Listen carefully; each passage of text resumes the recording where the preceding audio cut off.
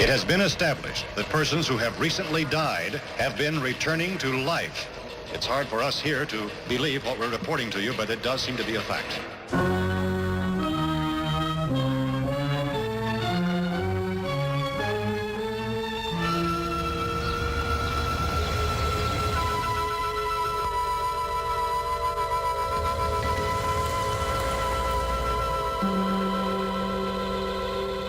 I used to be the only guy in the playground, you know. I was the only guy doing zombies. Then all of a sudden, The Walking Dead happened, and it became mainstream. And now they're all over the place.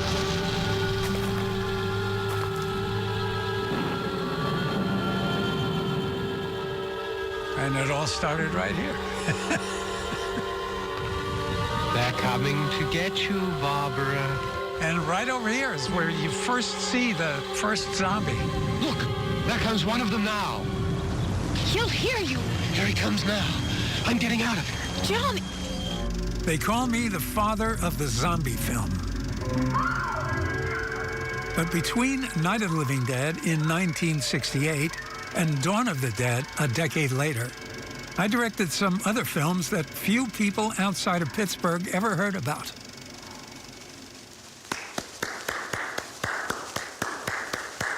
How's my famous director here? How are you? Beautiful, nice to see you. Oh, great to see you. It's been a long time. Hey, man, it has. You know what, you made me famous. I want you to know Get that. out. Absolutely. Well, I do remember doing this, even though it was so long ago. Franco Harris, football player, is short-lived. 15 years from now, people are going to say, well, Franco Harris, football player, they're going to say, well, it was just Franco Harris. And I want that to stand for something.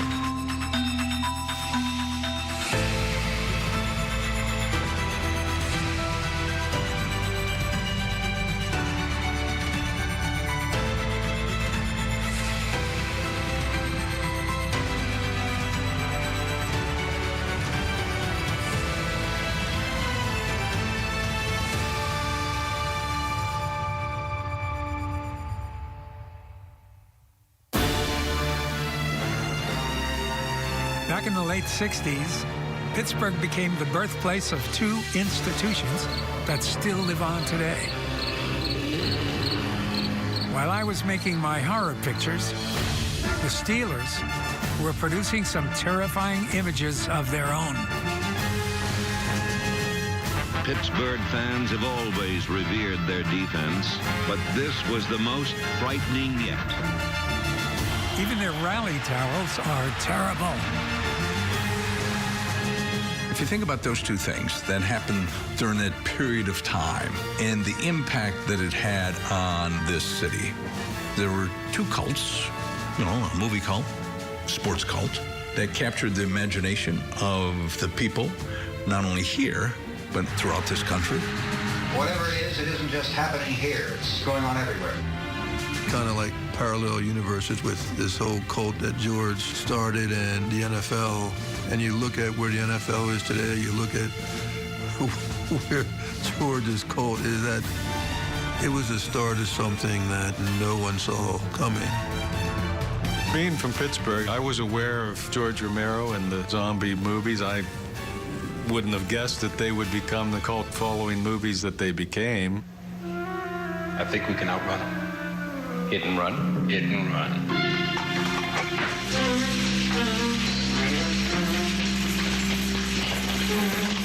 In the mid-70s, I had a cult classic under my belt, but no cash in my pocket.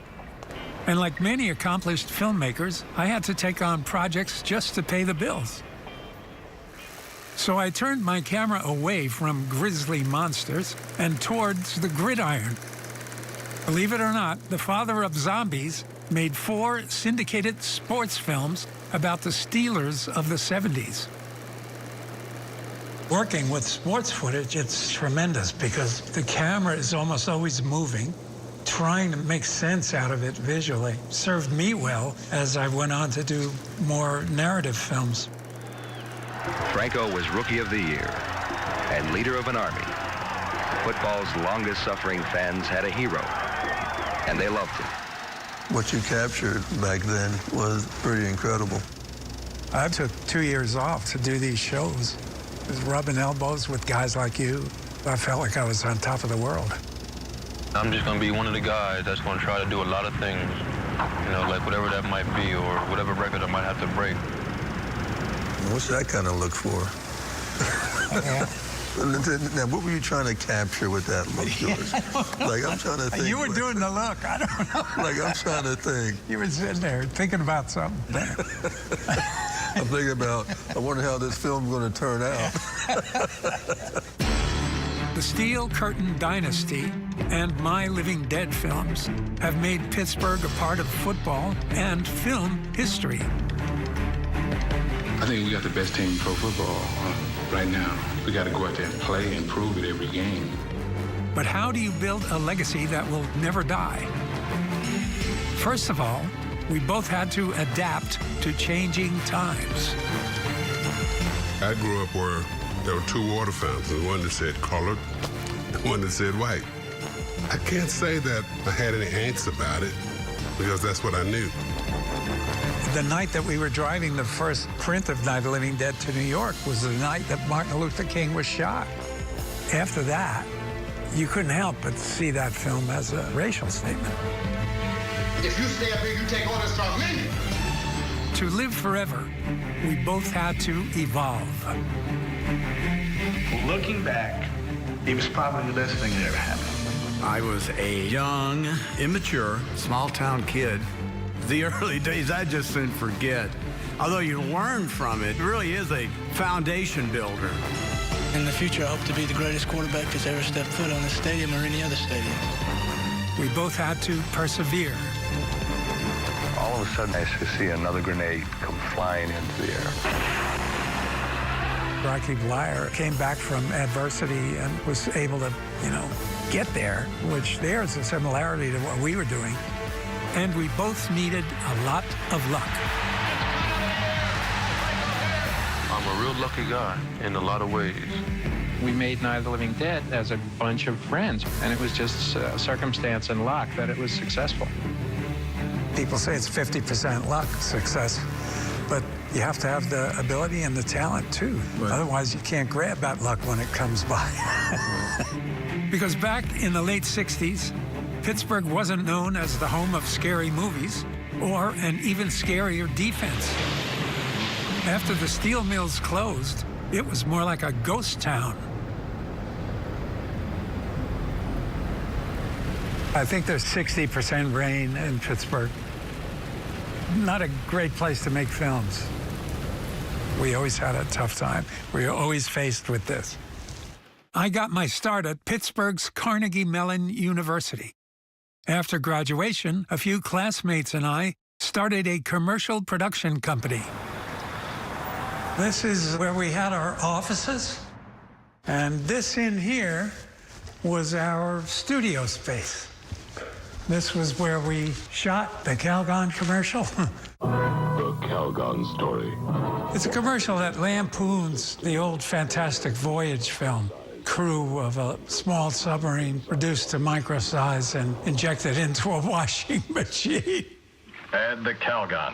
You'll thrill as Calgon dissolves the dirty leftover detergent film. It's working. The gray is gone. The fibers are clean. Let's get out of here. I think I'm in love with you. That commercial enabled us to buy a 35mm camera, which became the camera that we used to shoot Night of the Living Dead. My films have been called shocking for their gore,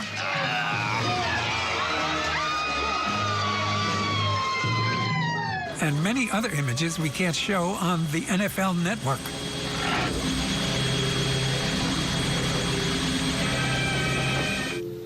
But I got my big break on something a little more kind and gentle.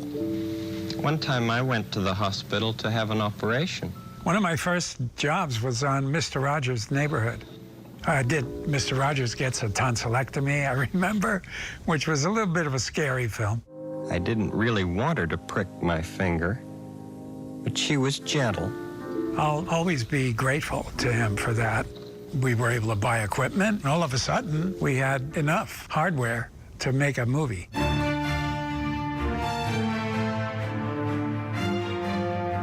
We all had aspirations. We wanted to be filmmakers. We wanted to do a narrative film, a real movie. In 1933, Art Rooney paid $2,500 to found a franchise then known as the Pittsburgh Pirates. 30 years later, in the same city, my own team started with a little more than twice that amount to produce a film initially titled Night of the Flesh Eaters. I'm not sure my old boss, Fred Rogers, approved of that title. We got together 10 people, we kicked in $600 apiece, and started to shoot, boldly. Very cavalier days, It was just, something will happen good. And something did. So when I made a film about Mean Joe Green, he seemed like a good guy to me. I guess my demeanor at times would dictate that I would be a mean character, but that's not so. I think I'm a nice person. I don't want to finish last, though. Who's that guy talking? The guy with the hair and the mustache and the sideburns. I don't recognize him. Soft-spoken. We were a close family, poor, but enjoying our plot. Didn't think it was that bad, really. Who can call that guy mean? Maybe it'll call me mean, but not him. So how do you build something that will never die? First, you need a leading man. I know you're afraid. I'm afraid too. Hey, Cleveland, how you like us now? Around the time Art Rooney was scouting Joe Green from little-known North Texas University, I was casting unknown Dwayne Jones in Night of the Living Dead. In both cases, talent was the reason. But during the civil rights movement, everything was seen in black and white. He was very, very well liked in the black community, my dad. He was a very fair guy and colorblind guy. He said, I'm interested in what kind of people they are, racist at least. And I said, well, where are your assistant coaches? Don't feel that way. He said, I'll fire them. Back when Joe Green was attending a segregated high school, the fight for equality reached a turning point. I saw Dr. Martin Luther King's March on Washington in '63. I saw all of the things that were going on in Birmingham. It was just a bad time. I was alone with 50 or 60 of those things, just standing there. We cast an African-American in the lead, Dwayne Jones, simply because he was the best actor. When John and I wrote the script, we never described him as an African-American. We didn't describe him at all. We just said, this guy pulls up in a truck. And in our mind, it was never meant to have anything to do with race. But it was that time, '68. We got the first answer print on Night of the Living Dead. And we're driving it to New York to see if anybody wanted to pick it up to exhibit it. And that night, Martin Luther King was shot. We heard it on the radio. Dr. Martin Luther King has been shot and wounded, possibly critically wounded, in Memphis, Tennessee this evening. There was no reactions on my part other than being sorrowful. How can we be like this? How can we be so mean to one another? 6 months later, as Joe was finishing college, Night of the Living Dead premiered in Pittsburgh. Well, this used to be the Fulton Theater. This is the first place that Night of the Living Dead ever showed. It was great. We had a movie playing in our hometown in a real movie theater. 3 months after that, the Steelers acquired 2 Hall of Famers in 2 days when they signed head coach Chuck Noll the day before the 1969 draft. Next selection, the Pittsburgh Steelers. Steelers first round selection, Joe Green, G-R-E-E-N-E. Mean Joe Green would be the first member of the legendary Steel Curtain. Similar to my zombies in Night of the Living Dead, Pittsburgh's defense never gave up in pursuit of their prey.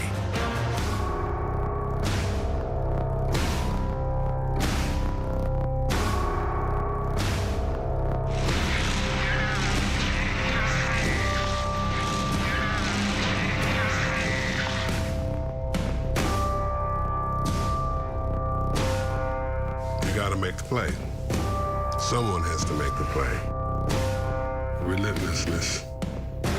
Nothing ever stops the forward movement. You just still coming. If there's anything scary about my zombies, it's that they just don't stop. They're driven. The way we were driven to make this movie. Before the steel curtain was immortalized forever, they looked undead on arrival during Mean Joe's rookie season of 1969. We were 1-13. Terrible, terrible. Walking down the street, hey Joe, y'all stunk. Just like Mean Joe, my career also began in the basement. The script called for a basement, and the farmhouse that we were using didn't have a basement. So we used this one, which was underneath our offices. And it looked funky enough to be the basement of a farmhouse. And it still does. Incredible. And somewhere over here is where we had a door on wooden horses.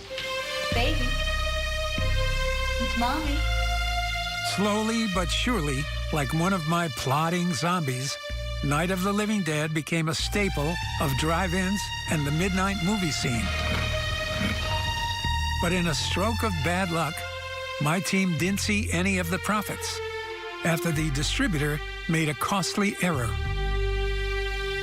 The film actually returned money, and we're sitting around going, oh, this is an easy business. And then the bottom fell out.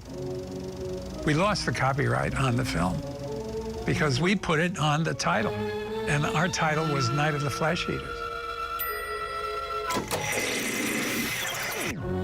They changed the title to Night of the Living Dead. When they changed the title, the copyright bug came off. So it went into public domain. Because of the copyright, we no longer had a piece of the action. So everybody had a copy of Night of the Living Dead because they were able to sell it without having to worry about royalties or anything going to us. Curiously, I think that might be why it became so popular as it did. When I made a film about Franco Harris, I knew the perfect title. Each Sunday, the nation rests on its laurels and watches men play a boys' game. Ultimately, when great teams meet, there is always an event that is unanticipated, but decisive. We call it luck. The name of this production here, Good Luck on Sunday, I mean, that's what it was all about. Yeah. I mean, good luck on Sunday. And I had a lot of good luck. You can't build something that lives forever without a few breaks. Less than a month into the 70s, the Steelers got a big one. After finishing tied for the worst record in 1969, they won a coin flip for the top pick in the draft, Louisiana Tech quarterback Terry Bradshaw. We weren't good. And the reason you're the first player picked, you go to the worst team. This is the new era of the Steelers. Steelers 70. It's not like the old Steelers, believe me. We're going to be a winner. 7 months later, the team opened Three Rivers Stadium, and their luck began to change. Over time, I started to believe that on the football field, there's the bounce of the football, and when you do things right, the ball bounces your way. When it came to drafting, it wasn't luck, but skill.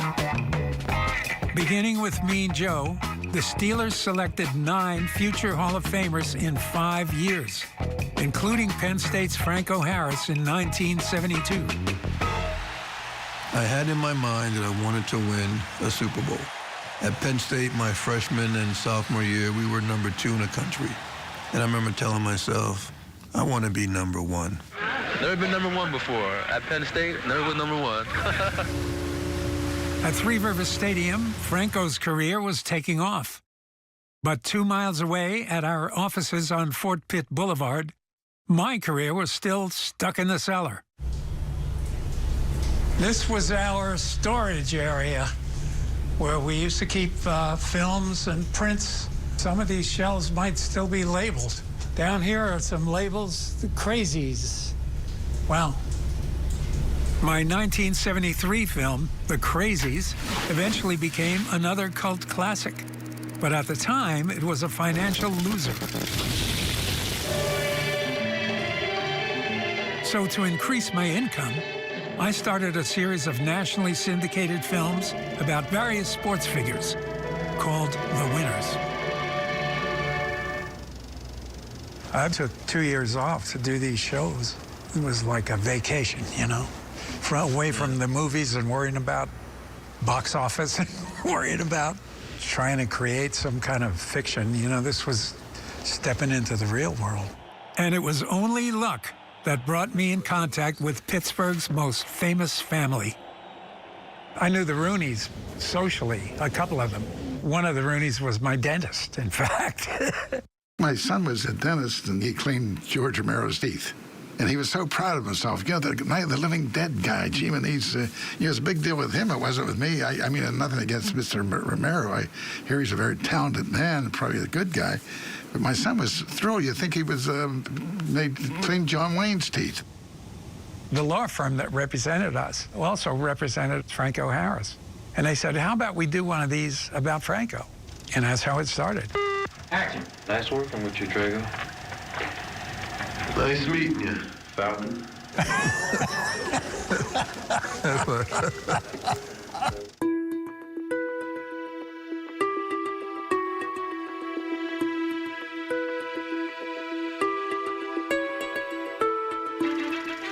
When you're choreographing the action yourself on a set, you can try to predict. But it doesn't always turn out exactly that way. So there's always a certain amount of luck. The first scene of Good Luck on Sunday is so unfathomable that if I scripted it in one of my narrative films, no one would have believed it. Three Rivers Stadium in Pittsburgh, 2 days before Christmas, 1972. The Steelers are playing the Oakland Raiders for the division title.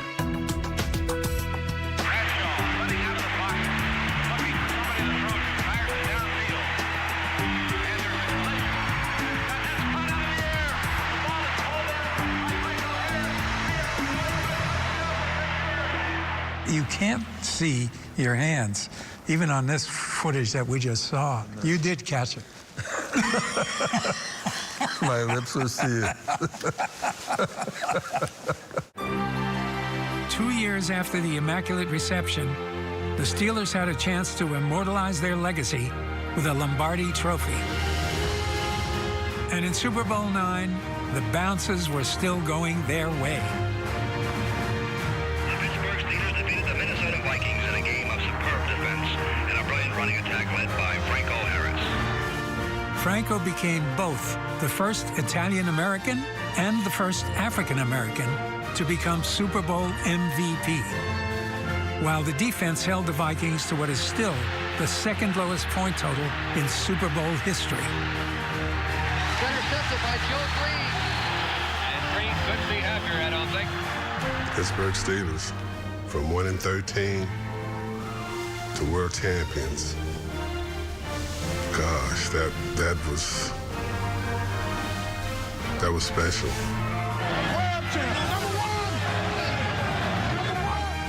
I'll never forget being at the dinner with those guys after that first win.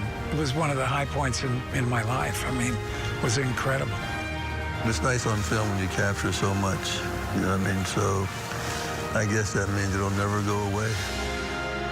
You can always go out there and spend that money, and that'll be gone.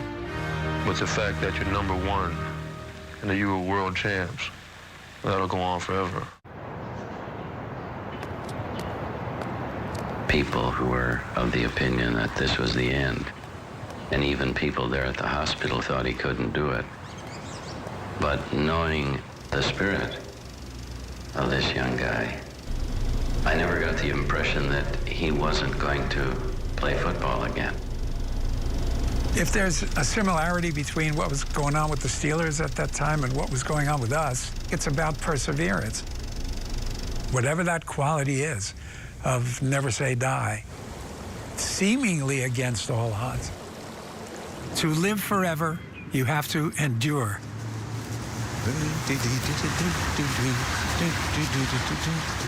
No Steeler knows that better than Rocky Bleier.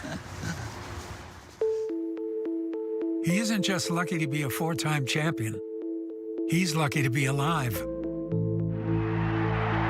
Bleier gave it a great second and third effort.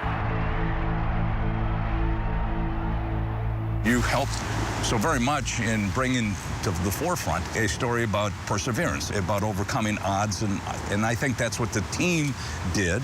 The people here identified with that.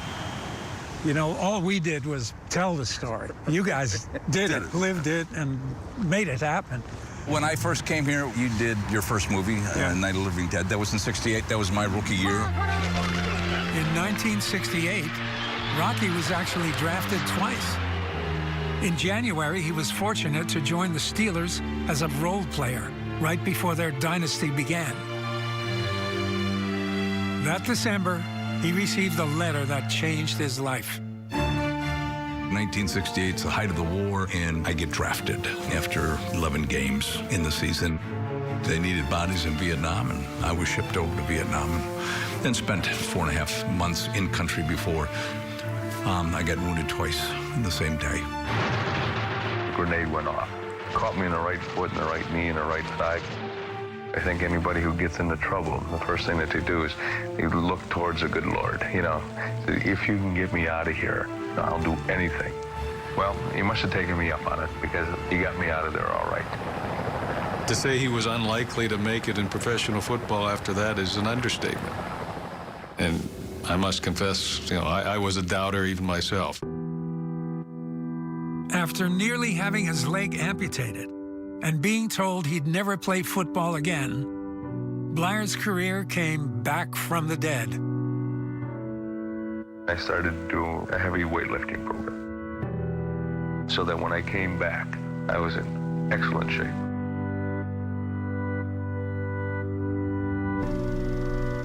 When you see the footage of Rocky working out so intensely, I like to think that we worked out that hard in a different way.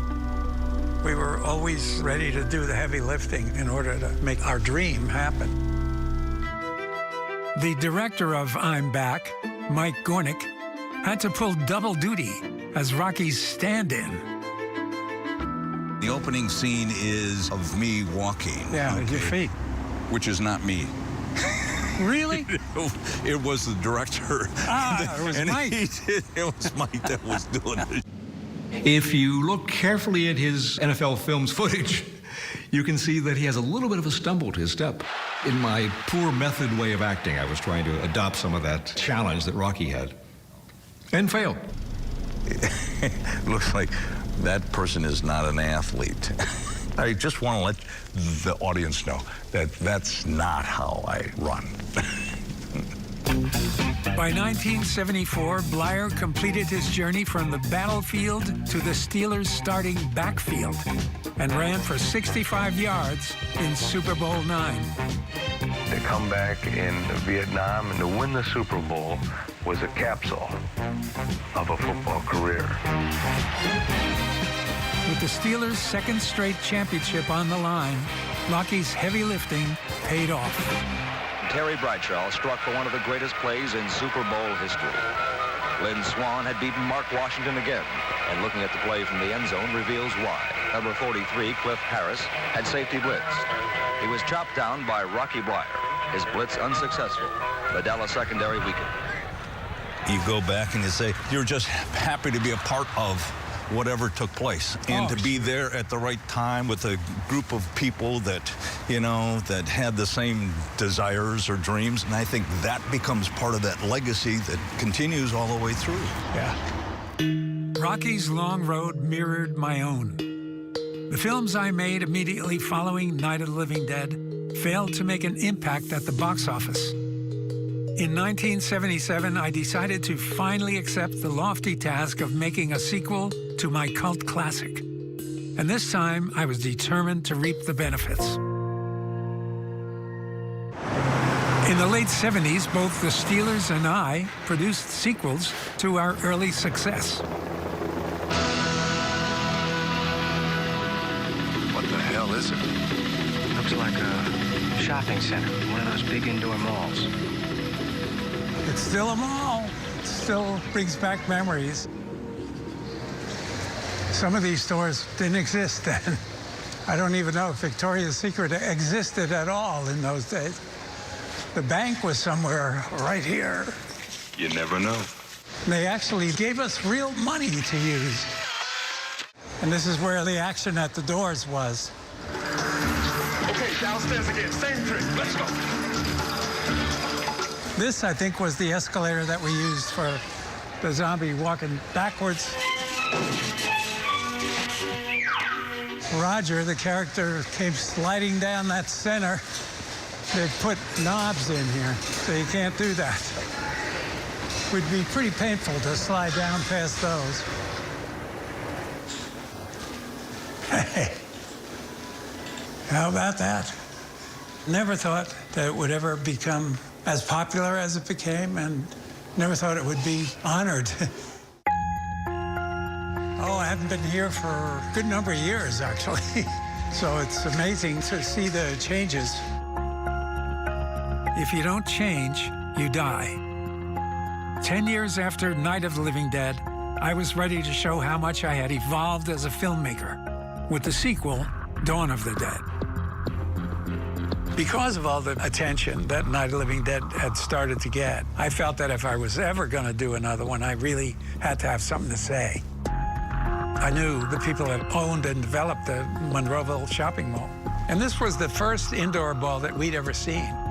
I said, wow, this is like a temple to consumerism. And I said, there's my topic. What are they doing? Why do they come here? Some kind of instinct, memory, what they used to do. This was an important place in their lives. The idea of the mall itself, the moment we see it, I think it's going to become obvious in terms of what we're saying about the false security of, consumer society.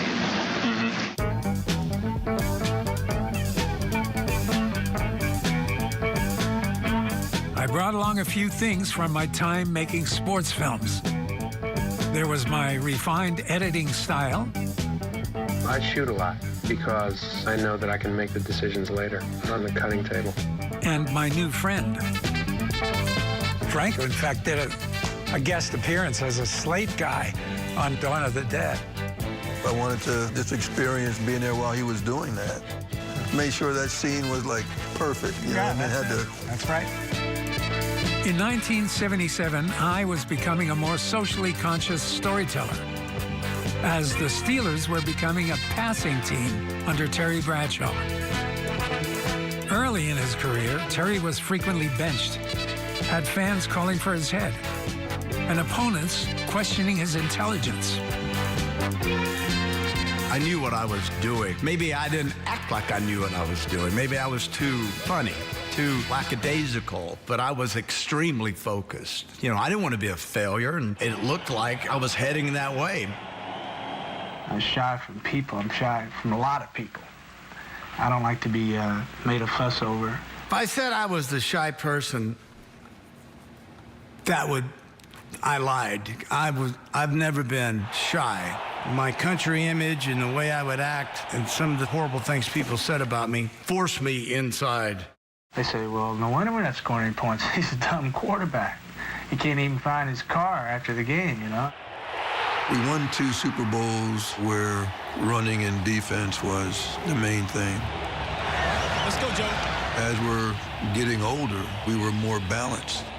We needed Terry at that time, and he stepped up and lit it up. Terry transformed into the blonde bomber, just as Dawn of the Dead became my first film in years that wasn't a bomb at the box office. That's a blonde bomber. After Hollywood Henderson famously challenged Bradshaw's brain power, Terry learned how to spell MVP in Super Bowls 13 and 14. Bradshaw hesitates and then throws deep for Stallworth in the end zone. Touchdown, Pittsburgh! Even Rocky Bleier leapt off his once wounded foot without the aid of a stunt double. Bradshaw throws the pass, and I'm thinking, in that second, oh, he's throwing it away. If I can just tip the ball down, maybe, and I put my two hands up and it's stuck. Rocky in Super Bowl 13, Rocky got about that high off the ground. The Steelers scored 37 combined points in their first two Super Bowls. In their next two, they put up 30-plus in each game. The offense we ran in Super Bowl 14, same one we ran in Super Bowl 9, didn't change. Same thing. Throughout 1978 and 1979, Dawn of the Dead opened around the world and made $55 million on a $1.5 million budget. But don't worry, this time we made sure we had that dang copyright. We were shooting at night in the basement, and then when we did Dawn, we wound up on the roof of the same building. We actually had to build a little glass structure that looked like it was a way down into the mall. And we did it on the top of the office building. So we went from the basement to the roof, and Steelers went from the basement to the Super Bowl.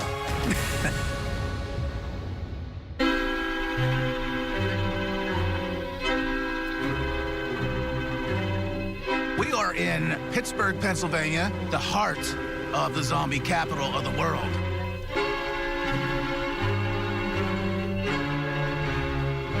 A city will just latch onto a certain thing. And for Pittsburgh, it's sports and dead stuff. The legacies of Zombie Nation and Steeler Nation aren't limited to a timeline in the 70s or just to the city of Pittsburgh. Their influence has spread worldwide and shows no sign of dying anytime soon. The Steelers have now won 6 Super Bowls, a total that has taken them from worst to first.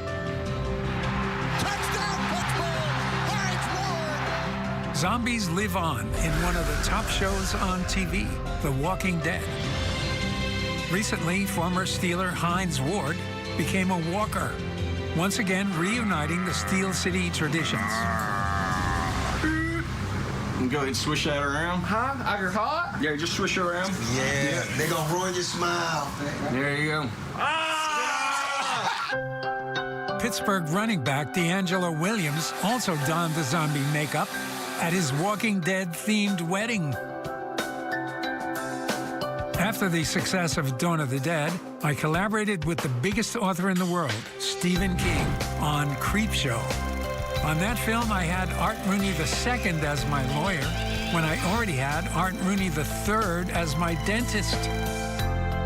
In the 80s, I wound up becoming a lawyer and wound up doing some work on a couple shows, including Creepshow, and it was pretty funny. It was scary, really, being in the cave and all these people dressed up as zombies. It was a pretty wild scene. One of the stars of Creepshow, Tom Atkins, went on to portray Art Rooney I in a play called The Chief. Now, there was a day I couldn't have imagined anything like a Super Bowl. Speaking of plays, Rocky Bleier turned his story into a one-man show. I saw a grenade that come flying through the air. Before I could jump out of the way, it went off. Terry is still America's favorite country boy. It's like the story my grandfather told me of the old bull and the young bull standing on top of the hill.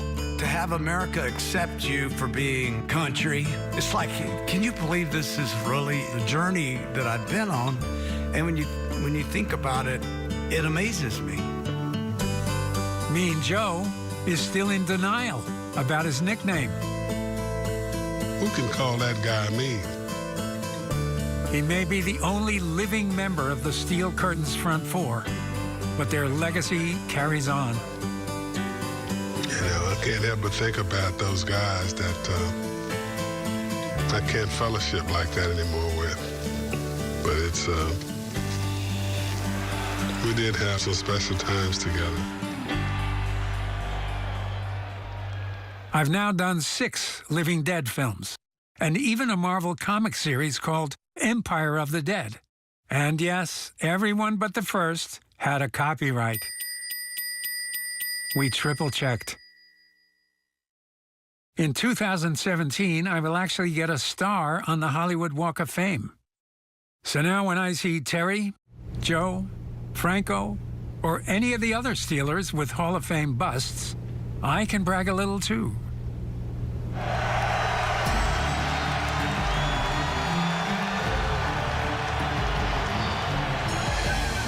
Every once in a while, I make it back to my old stomping grounds to take in a game. Tonight is the 47th anniversary of the Pittsburgh film premiere of Night of the Living Dead. Join us in welcoming director George A. Romero.